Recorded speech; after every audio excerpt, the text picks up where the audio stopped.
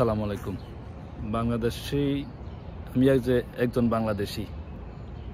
বাংলাদেশি হয়ে বাংলাদেশির বদনাম করা খাটে না।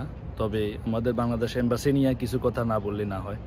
আমি যেখানে দাঁড়িয়ে আছি Washington DC, in front of Bangladesh embassy.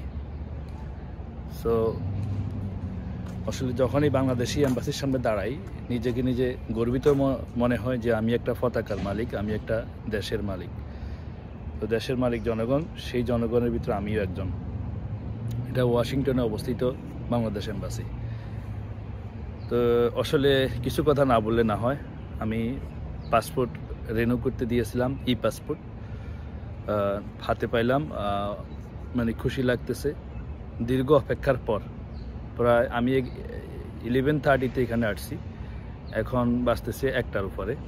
আমার পাসপোর্ট এবং আমি আরেকটা মেয়ে বসেছিল, ওই দুইজনের পাসপোর্ট তারা খুঁজে পাচ্ছিল না। খুঁজতে একবার বলতেছে অনলাইনে শো করতেছে না, সার্ভার নষ্ট, বাংলাদেশ সার্ভার এর কাজ করতেছে না, তারা জার্মান সার্ভারের সাথে কাজ করতেছে, কমিউনিকেট করতেছে, সবসময় এই দুরবস্থা। যাক, অবশেষে একটা পর্যায়ে অ্যাম্বাসেডর স্যারের সাথে কথা বলতে চাইলাম। বললো যে কি আপনার অ্যাপয়েন্টমেন্ট নেওয়া আছে আগে। একজন বললো যে উনি এখন অফিসে নাই, অফিসের বাইরে আছে। আরেকজন বললো যে কোথায় আছে জানে না। অবশেষে বললো কি আপনার অ্যাপয়েন্টমেন্ট আছে। বলছে যে না, এটা তো অনেক ট্রাপ, অ্যাপয়েন্টমেন্ট নিয়ে আসতে হয়। যাক, মন চাইছিলাম হয়তো বা সৌজন্য সাক্ষাৎ করব। নতুন উনি যোগদান করেছেন, দেখতে শুনতে ভদ্রলোক মনে হইলো। আরেকদিন দেখছি ওনাকে দূর থেকে সালাম বিনিময় করছিলাম এই এম্বাসির সামনেই।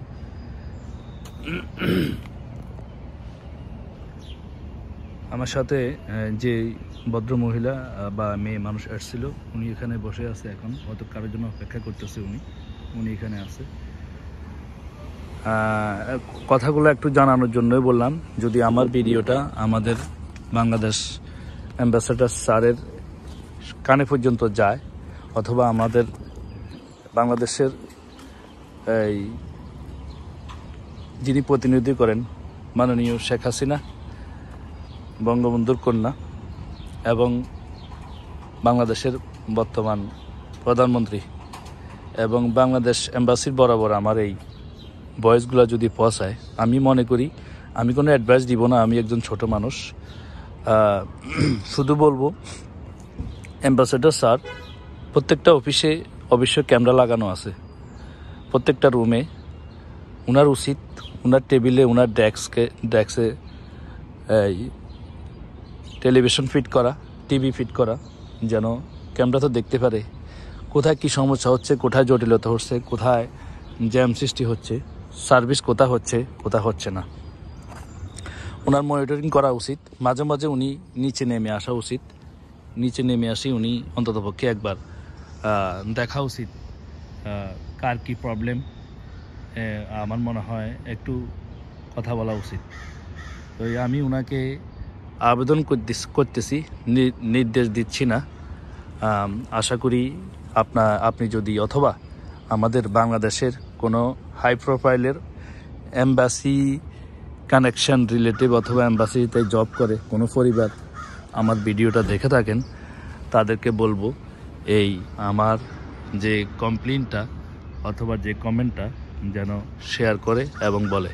ভিডিওটা দেখার পরে অবশ্যই যদি কারো ভালো লাগে, আপনারা শেয়ার করবেন, লাইক কমেন্ট করবেন, এবং কমেন্ট বক্সে ইউএসএ ডিসি, ওয়াশিংটন ডিসিতে বাংলাদেশ এম্বাসির এখানে যে সার্ভিস সম্বন্ধে যদি আপনাদের কোনো ভালো অভিজ্ঞতা থাকে, বা কোনো বিড়ম্বনা, কোনো প্রতীক্ষা হয়ে থাকে, কোনো মনে কষ্ট থাকে, আপনারা অবশ্যই লাইক কমেন্ট করবেন, আপনাদের কমেন্ট বক্সে জানাবেন।